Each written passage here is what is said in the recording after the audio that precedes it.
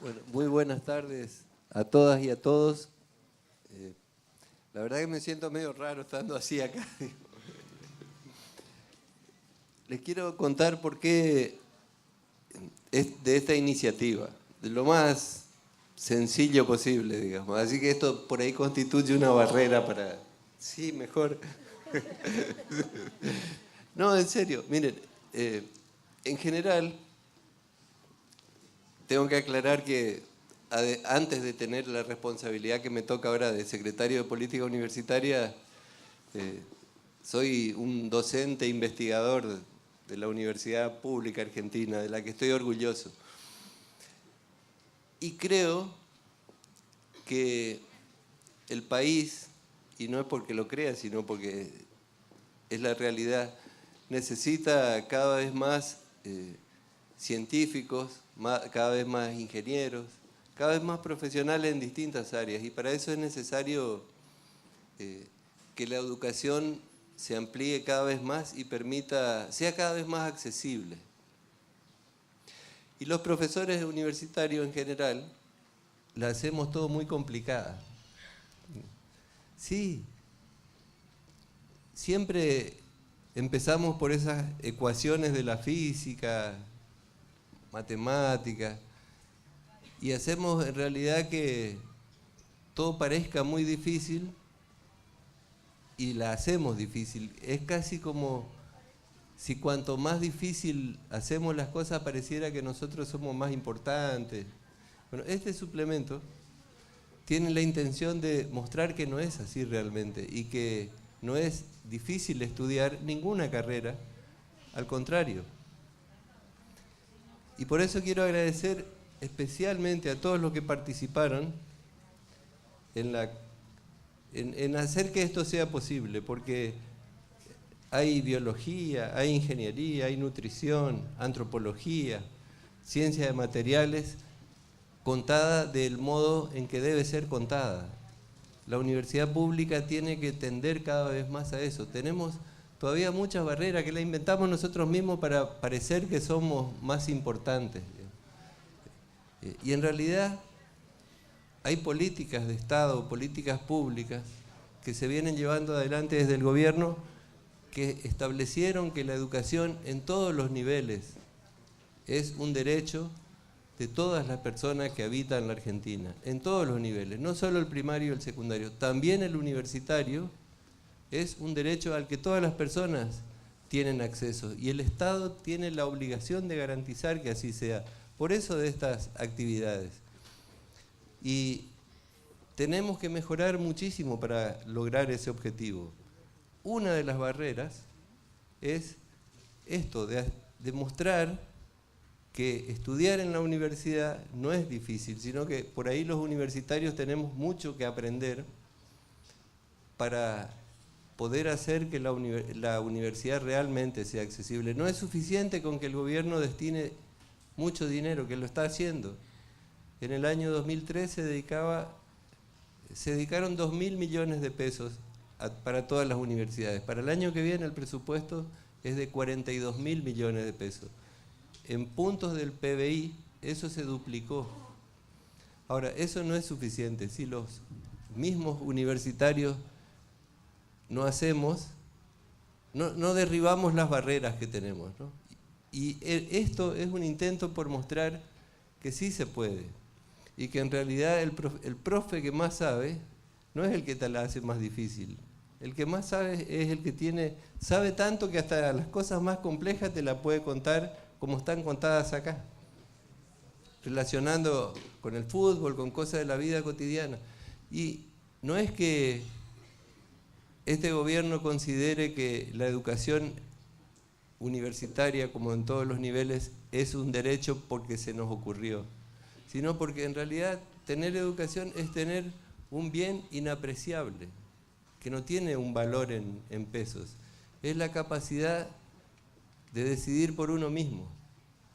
De eso se trata. No hay nada que nos haga más libres que la educación. Ahí uno puede decidir qué hacer, a quién votar, qué creer, qué no creer. O sea, no hay nada más liberador que la educación. Y de eso se trata esto. Yo realmente les agradezco muchísimo a los autores porque les digo, soy profe. Y también uno con los años va aprendiendo. Digo, cuando uno por ahí descubre esas ecuaciones tan complicadas, entonces tiende a enamorarse de eso, ¿no? Y bueno, después por suerte hay profesores que son mejores que nosotros y nos enseñan, como lo están haciendo, que en realidad el que más sabe no es el que hace demostraciones de cuánto sabe, sino el que te cuenta la verdad de un modo sencillo, de modo que lo entiendas. Y de eso se trata todo esto. Y a las chicas más jóvenes, a los chicos, les recomiendo, les sugiero que estudien, que estamos trabajando con la ayuda de la gente que sabe, porque nosotros, bueno, nos toca tomar decisiones, pero en realidad sabemos muy poco. Pero por suerte en la Argentina hay profesoras, profesores, investigadoras, investigadores, que saben muchísimo, que nos enseñan muchísimo y que están a disposición de todos ustedes para que ustedes también sepan muchísimo y puedan también enseñar a otros, pero sobre todo puedan ser libres, que nadie venga acá a decirle cosas y que ustedes tengan que creer como si se tratara de una cuestión religiosa, digamos, que no estoy hablando mal de la religión ni mucho menos, ¿no? Pero un profe no es un sacerdote o una profe, una sacerdotisa a la que hay que creerle todas las cosas que dice, y menos a un político, digamos, menos a mí. O sea, duden, los que le va realmente a ayudar a poder tomar buenas decisiones es dudar de lo que le estamos diciendo, es lo que le estoy diciendo ahora. Ahora, para poder discernir hace falta tener conocimiento y para eso el mejor camino es estudiar. Y la Universidad Pública Argentina no es solamente una institución en la que uno va y obtiene un título que después le permite lograr un mejor trabajo. Eso está bueno, digamos, está bueno, pero la Universidad Argentina no es solo eso, también tiene que ayudarnos, como lo hace en muchas cosas. El ejemplo que se me ocurre muy rápido ahora es el del satélite. Creo que todos conocemos que hace poquitos días la Argentina pudo poner en órbita un satélite construido acá en Argentina. Bueno, el conocimiento que se empleó para hacer ese satélite surgió de universidades argentinas, como los reactores nucleares que se exportan, como los isótopos o los radioisótopos que también se exportan. Es todo conocimiento producido en universidades públicas. ¿Y por qué les cuento esto?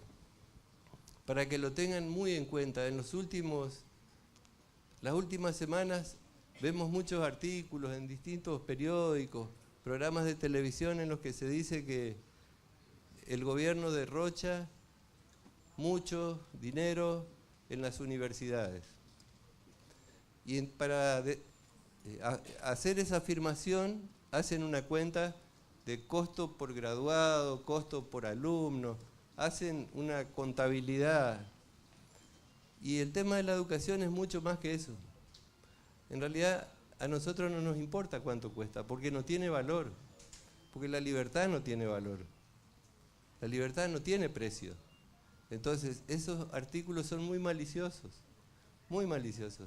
porque no están incluyendo en esas cuentas el conocimiento que se ocupa para todo, incluso para el fútbol. Hasta el fútbol hoy requiere de conocimiento, todo requiere conocimiento, y por eso estamos acá y queremos compartir eso y queremos que sepan eso para que también defiendan, porque eso, como les decía, nos toca a nosotros ahora circunstancialmente estar de secretario. También la presidenta está circunstancialmente porque la democracia hace que los gobiernos se vayan renovando y está bien que sea así, está perfecto que sea así. Ahora, lo que no estaría bueno es que se vuelva atrás con cosas como esta, con la posibilidad de tener acceso a la educación, al conocimiento, a Tecnópolis, digamos, porque no es magia esto se hace por una decisión política de invertir recursos en esto. Entonces, yo insisto, desde que empezaron a aparecer estos artículos, no tienen por qué querernos, ¿eh?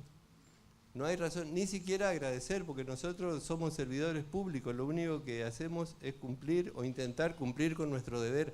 A veces nos sale un poquito mejor, a veces un poquito peor, pero la voluntad de hacerlo bien siempre está.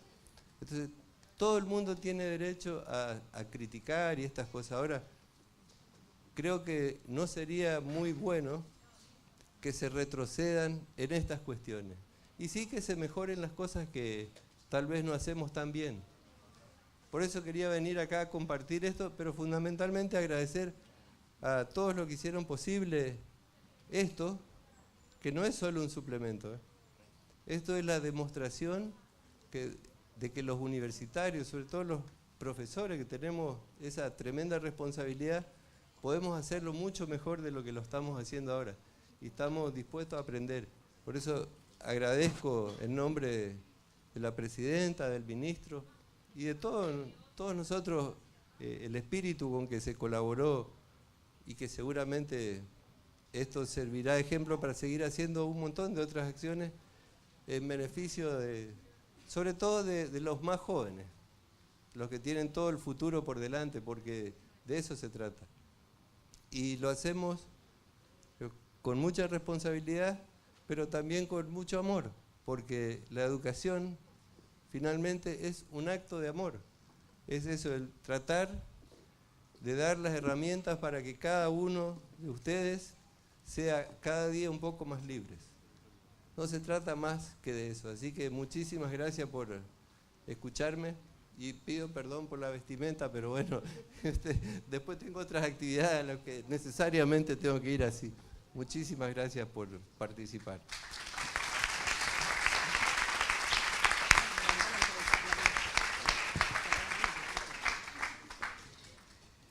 Muchísimas gracias, y así como comentábamos, ¿no? La idea justamente de este suplemento fue mostrar cómo se realiza la investigación en las distintas universidades del país y ver que esto que nosotros lo vemos como grandes eventos deportivos también tienen mucho trabajo de científicos, de investigadores y de cientos y cientos de años de conocimiento científico y tecnológico.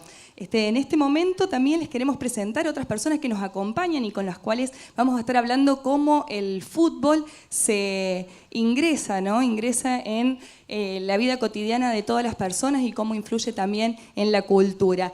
Nos encontramos, como le habíamos comentado, con el licenciado Roberto Sarvidio. Él es representante de Encuentro de Departamentos de Cultura de la Asociación de Fútbol Argentino de la AFA.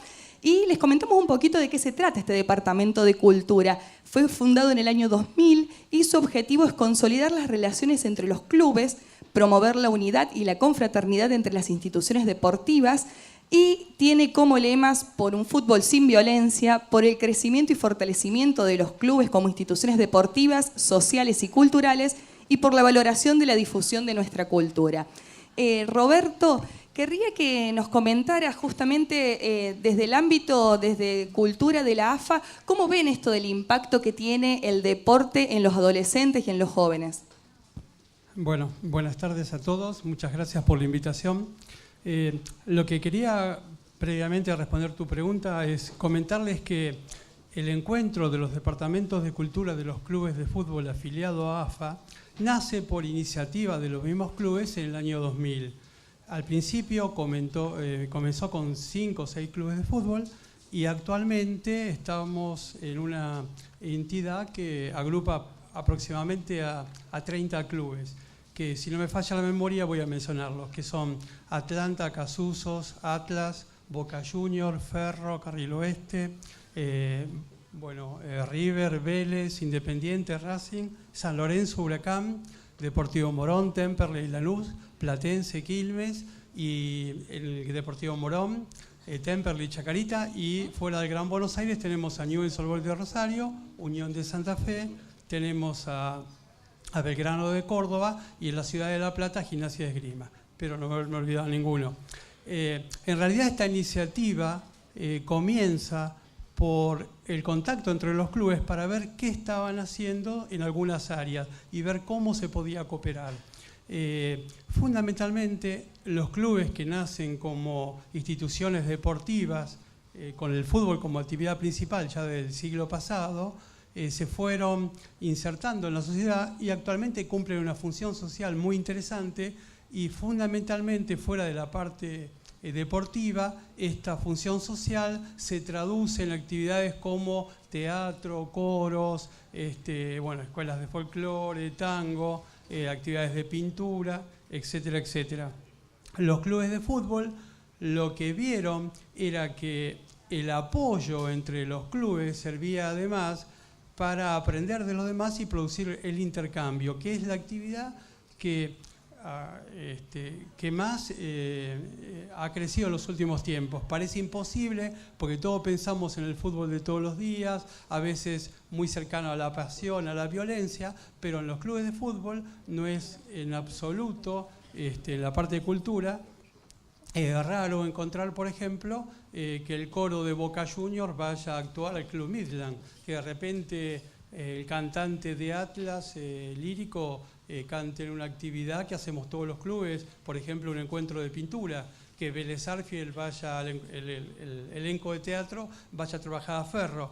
¿Qué hacemos con estas actividades? Fortalecer en los propios clubes las actividades que todavía no tienen un desarrollo, un vuelo, como para ser independientes ya dentro de la institución. En estos últimos casi 15 años de desarrollo del EDC, se realizaron varias muestras, fundamentalmente de pintura, que se hicieron en el marco de la Feria del Libro, se hizo con la Universidad de Buenos Aires. Hace poquito terminamos una muestra en la legislatura de la ciudad, y encuentros de teatros. Un aspecto importante es, a veces cuando, un poco ya volcándome a tu pregunta, es la famosa pregunta, a ver, ¿qué se responde respecto al fútbol? ¿Es cultura o no? Y particularmente yo pienso que la cultura es la literatura, el teatro, el cine, la ciencia, la técnica. Quizás el fútbol se acerque más a la pasión. Y a veces la pasión erróneamente se transforma en violencia. En el caso del fútbol, se estableció con algunos programas cómo el fútbol puede apoyar a la cultura y puede apoyar a la educación. Y hay un programa, hubo un programa del Ministerio de Educación que estuvo que se hizo en relación con la AFA, que es la promoción de literatura durante los partidos de fútbol. Ustedes imagínense, ir a ver en una cancha, a ver un partido de fútbol, lo menos que pensamos es que si repartimos libros en la puerta, van a terminar en la tribuna todos hechos papelitos cuando sale el equipo de fútbol. Sin embargo, la experiencia fue muy interesante porque se realizó en muchos estadios de la Ciudad de Buenos Aires, el Gran Buenos Aires, y pudimos detectar cómo, por ejemplo, en los entretiempos, tanto en la platea como en las populares, la gente sentada leyendo esos cuentos breves que se repartían en ediciones digamos, individuales. Esta actividad también no es algo que, digamos, que la actividad argentina. En Estados Unidos, que es un país que no es futbolero, por ejemplo, hay un equipo, creo que es el Galaxy de la zona de California, donde se aprovechó la influencia que tienen los ídolos, que son los jugadores de fútbol, en las comunidades, y se invita a los chicos de los colegios a ver los partidos de fútbol, y como premio se les regala un libro que tiene que ver con su proyecto educativo. Bueno, esto acá nosotros en algunos clubes lo utilizamos. Por ejemplo, en mi club, yo pertenezco al Departamento de Cultura de Platense, y lo que hacemos es, con alguno de los ídolos, los pocos que tenemos, sacamos fotos y las publicamos, donde promocionamos la biblioteca y las actividades de cultura. Estas actividades con el libro nos llevaron hace unos años a tener un espacio en la Feria Internacional del Libro de Buenos Aires. Desde hace 4 o 5 años, un poco más, organizamos mesas redondas en las cuales se invitan a periodistas, escritores y fundamentalmente deportistas. Ese es el encuentro que tenemos de los 3 sectores con el público. Yo no quiero acaparar mucho la atención de acá, solamente decir después, por responder a otras preguntas, que el EDC tiene como objetivo el trabajo de los clubes para poder luchar de alguna manera o trabajar con el tema contra la violencia. O sea, en el EDC todos tenemos nuestra pasión, tenemos nuestra parcialidad por nuestro club, pero sabemos que los eventos deportivos duran 90 minutos y ese es el lugar de la disputa. Luego, el EDC, todos los departamentos de cultura se transforman, digamos, fuera de 90 minutos en un mismo equipo. Y el objetivo de todos es ser una gran selección de cultura, no selección de los mejores, sino una selección inclusiva que periódicamente va incorporando nuevos clubes que no tienen de repente la infraestructura de Boca o de River, pero aún clubes humildes aprovechan todo el conocimiento y el desarrollo que tenemos en el EDC para también volcarlos en las actividades culturales de su club y de su comunidad. Por lo que estamos viendo entonces, el fútbol se puede inmiscuir en muchísimas actividades, ¿no? En la ciencia, en la tecnología, en la cultura también, y trabajar justamente por la no violencia. Vamos a hablar de antropología con Javier Bundio y Matías Conde, que nos van a contar un poquito en qué se utiliza la antropología y el fútbol. Bueno, la antropología estudia fenómenos sociales y fenómenos culturales. Y si nos ponemos a pensar desde ese punto de vista, ¿qué fenómeno cultural existe que tenga la magnitud y la universalidad del fútbol? Es muy difícil pensar algo que tenga ese alcance. Piensen que en un mundial la atención de millones de personas está concentrada en un punto del planeta y en todo lo que pasa ahí. Entonces, eso a nosotros ya nos interesaba. Pero ¿qué pasa? El fútbol también puede analizarse desde muchos puntos de vista. El fútbol es un negocio, el fútbol es un ritual, es un fenómeno social, pero también, sobre todas las cosas, es un juego. Y a nosotros nos interesaba estudiar eso, lo que pasa dentro de la cancha, el fútbol como deporte, como juego. Y una particularidad que tiene la antropología, quizás que lo diferencia un poco de la sociología, es que a los antropólogos nos interesan las relaciones sociales, las relaciones que unen a las personas, ya sea un intercambio económico, ya sea intercambio de creencias o circulación de rumores, por ejemplo, y, digamos, llevándolo al fútbol, el intercambio de la pelota, lo que es la circulación de la pelota, lo que es la construcción del juego colectivo. Y bueno, con Matías jugábamos en el equipo de la Facultad de Filosofía y Letras, nosotros somos egresados de ahí, y bueno, justo en un seminario que trataba de análisis de redes sociales, se nos propuso hacer una monografía y al toque se nos ocurrió, bueno, hagámosla de fútbol, planteemos las relaciones que se dan adentro de la cancha, cómo circula la pelota, cómo se construye algo que es colectivo en base a las decisiones individuales. Bueno, ese fue el punto de partida de lo que después constituyó nuestro grupo de investigación que se llama RC Fútbol. Y con RC Fútbol ustedes nos comentaban cuando realizamos el suplemento del Mundial de que varios directores técnicos los habían consultado para ver cómo podían realizar la formación de sus equipos.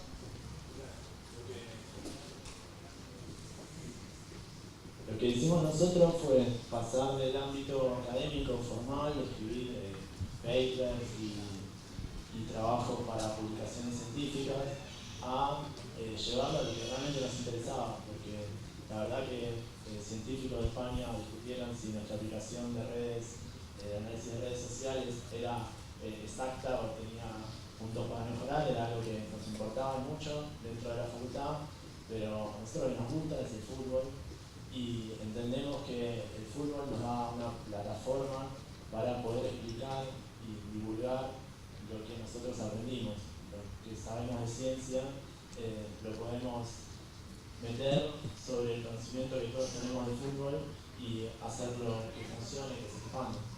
Entonces empezamos a trabajar en formatos que nos permitieran sentarnos a hablar con un director técnico del ascenso. Y al principio fallábamos, obviamente, ¿no? Llevábamos anexos estadísticos a entrenadores de la B Nacional y nos mirábamos así, que bueno, esto como marco al 3 de Tristán Suárez que juega, me pasa todos los tiros, ¿no? Y ese fue gran parte del aprendizaje que hicimos, de cómo algo que tiene un fundamento académico y es complejo de entender, cómo lo podemos llevar a que lo entienda cualquiera.